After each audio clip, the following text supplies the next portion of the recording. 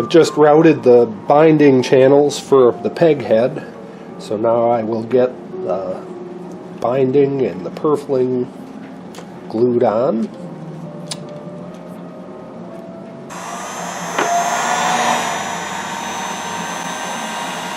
I'm heating this binding to get it to bend nicely around these fairly sharp corners.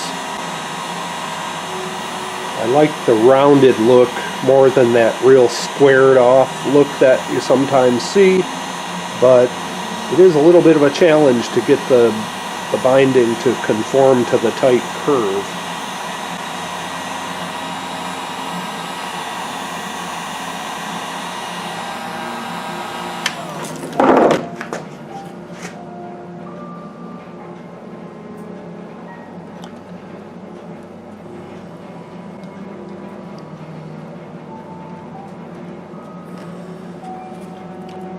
Nice.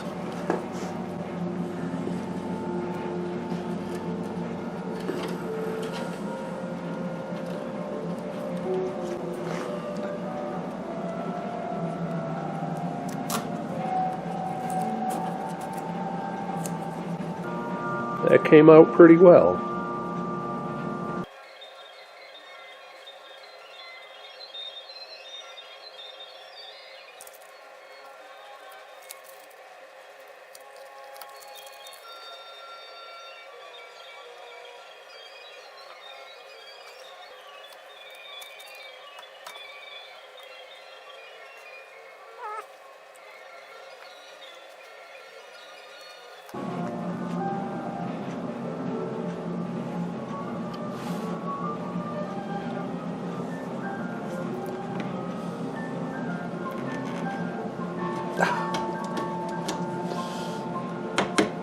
Oh, son of a...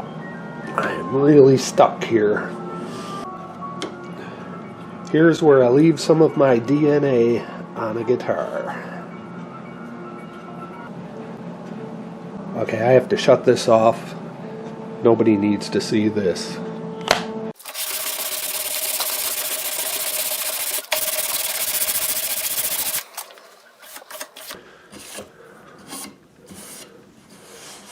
Looks pretty good. My last big ornamentation challenge with this project is to do the purfling around the fretboard extension. So what I've done, I've cut out a piece of plywood and made it exactly the same size as the end of the fretboard. And then I glued on 20/1000ths of an inch thick veneer all the way around. So I'm going to put this down and use a 3/16 of an inch router bit and go all the way around, and then peel off the veneer and go around again, and that'll give me all of the width I need in order to get the black, white, black, abalone, black, white, black, and a little bit of ivory. So that's the next step, to do all that.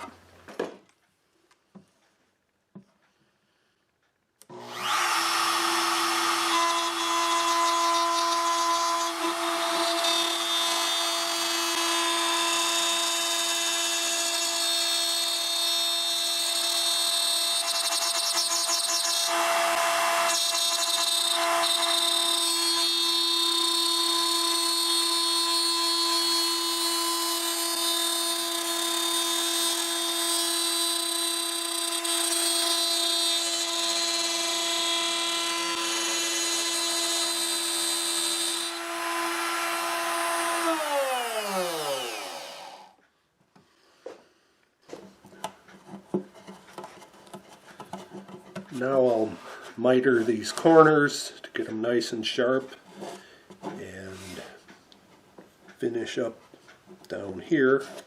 Then I can inlay all the plastic and the Teflon strip. I'll do the abalone after the glue dries. Well, this took a very long time to clean up. I had to just go very slowly with a chisel and chip away just the smallest amounts of plastic at a time. And I couldn't just like take a big chisel and bear down on it because it would have just not cut through the material because there's so much of it. So I'm just about ready now to start inlaying the pieces.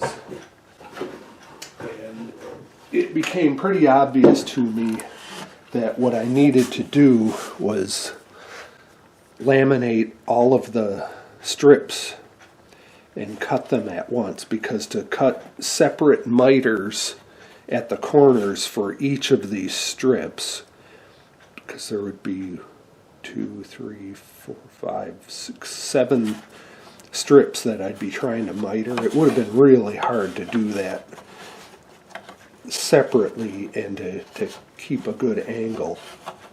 So I glued them together on a backing board of spruce that's about 25 thousandths of an inch thick, and that gives me just the amount of elevation I need to bring this inlay flush to the top of the soundboard.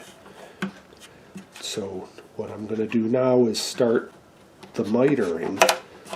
I'll start at, I guess, this corner and just work my way around the whole thing and then inlay it all at once. I don't really get a second chance with this. I've got to make the cuts right the first time. I'll actually oversize them a little bit and then trim them to exactly the length they need to be. Okay, now it slides in pretty nicely. So that corner is mitered, and now I'll do this corner.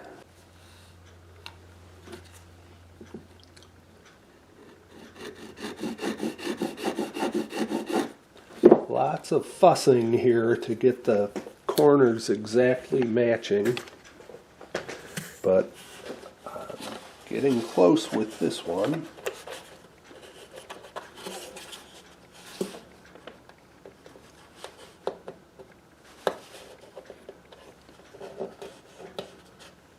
I'm using the white lines as sort of my reference. They're not quite matching up yet, so I need to take just a little bit more off of this piece so that this one can get shoved farther over, and then the white lines will match, and then I'll move on to this next corner. It's actually fitting pretty well down here. This small gap is no big deal because that's under the fretboard and it'll fill in with glue anyway. So the last thing I have to do is up at the top end to miter just the black and white and abalone and butt the cream color, the ivory binding up against the side binding, just like it is over here. So more cuts and more sanding. Well, there it is. Everything is mitered pretty well. I'm happy with how it turned out. So then when the fretboard goes on, it looks pretty even. The white or ivory border all the way around is pretty even width. And that was definitely the hardest part of this project.